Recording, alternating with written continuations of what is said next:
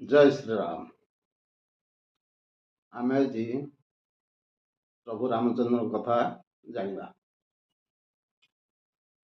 कहीं परशुराम मानिले जे प्रभु रामचंद्र विष्णु अवतार बोली एवं ये गोटे प्रश्न रही विष्णु धनु है सारंग ताकू रामचंद्र किपरि प्राप्त हेले। ये कहानी है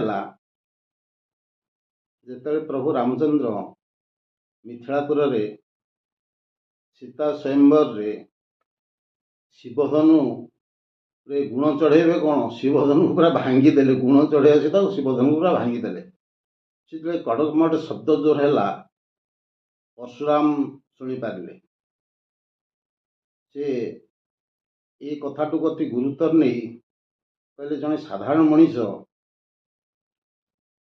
ईश्वर शिवंकर धनु को भांगी देछि अर्थ तांको असम्मानित करिछि।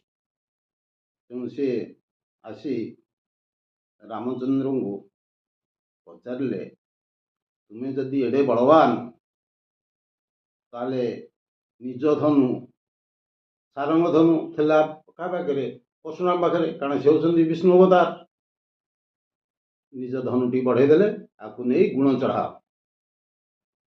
रामचंद्र अति सहजरे गुण चढ़ेदेले से परशुराम विस्मित हो गले देखिले प्रकृति होउछन्ति विष्णु अवतार।